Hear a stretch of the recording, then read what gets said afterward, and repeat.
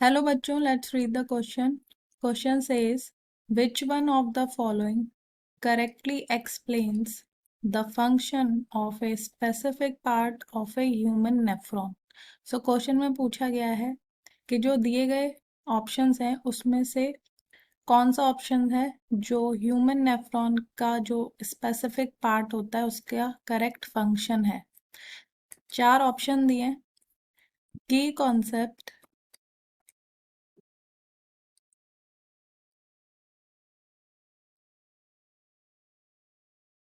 Human nephron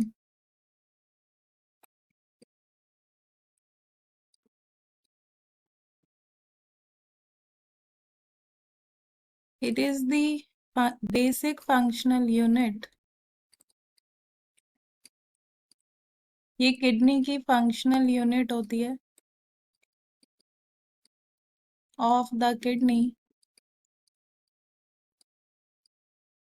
and जो इसका main role होता है that is blood filtration.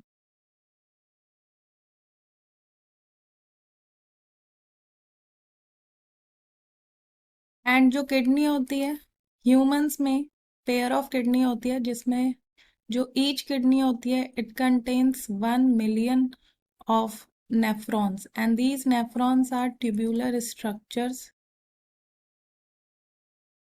And जो नेफ्रॉन जो ट्यूब्यूलर स्ट्रक्चर होता है it has two portion. So nephron के दो पोर्शन होते हैं जिसमें फर्स्ट होता है रीनल कॉप्सल एंड सेकंड जो रीनल कॉप्सल होता है it consist of glomerulus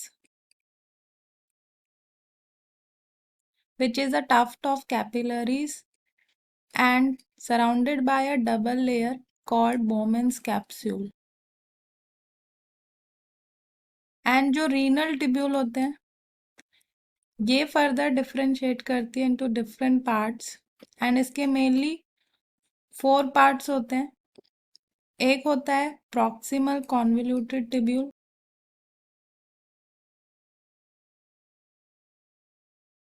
next होता है सेकेंड पार्ट होता है लूप ऑफ हेनले एंड जो थर्ड पार्ट होता है that is distal convoluted tubule and जो फोर्थ पार्ट होता है कलेक्टिंग डक्ट। कुछ ऐसा स्ट्रक्चर होता है नेफ्रॉन का, this is Bowman's capsule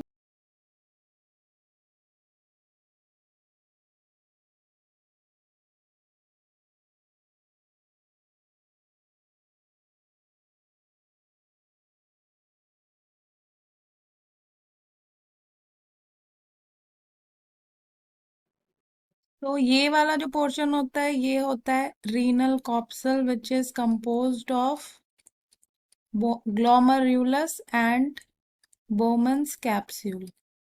and इसके नेक्स्ट जो पार्ट होता है that is PCT proximal convoluted tubule and this one is loop of Henle.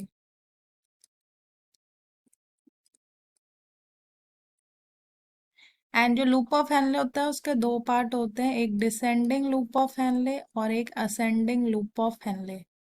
Then उसके बाद डीसीटी होता है that is distal convoluted tubule and this one is the collecting duct.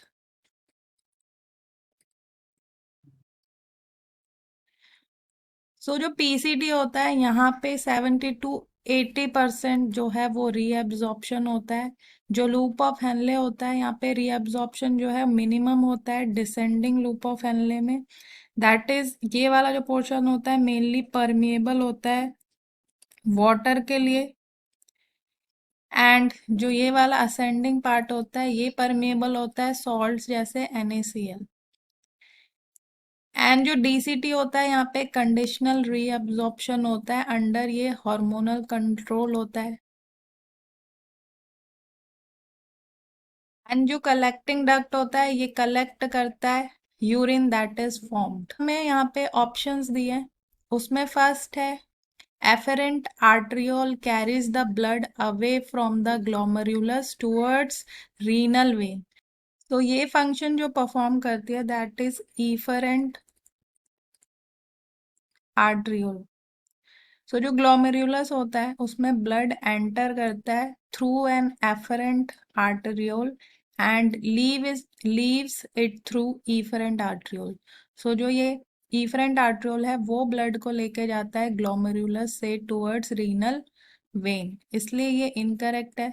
जो second है पोडोसाइट्स.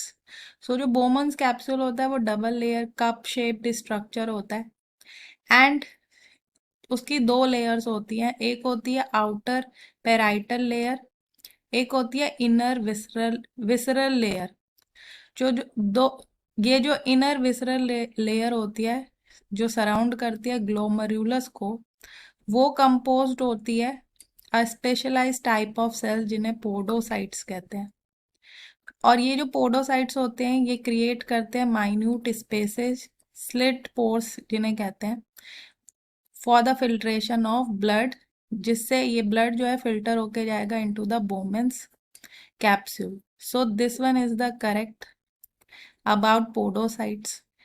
सो ये correct है function. And जो third है that Henle's loop. Most reabsorption of the major substances from the glomerular filtrate. तो most reabsorption जो है 80% का जो रीअब्जॉर्प्शन होता है वो लूप ऑफ हेनले में नहीं होता, वो पीसीटी में होता है, प्रॉक्सिमल कॉन्वोल्यूटेड ट्यूब्यूल में. इसलिए ये इनकरेक्ट है क्योंकि जो लूप ऑफ हेनले होता है ये हेल्प करता है in the reabsorption of water and sodium only, not major substances जैसे ग्लूकोज एंड सोडियम. एंड ये जो वाटर होता है इसका main absorption proximal convoluted tubule करता है. जो फोर्थ है वो भी इनकरेक्ट है. डिस्टल कॉन्वोल्यूटेड ट्यूब्यूल जो है वो रीअब्जॉर्प्शन ऑफ पोटेशियम आयंस नहीं करती. डीसीटी जो होती है it helps in the excretion of potassium ions from the body and it does not reabsorb back into the blood. So our correct option is option number second.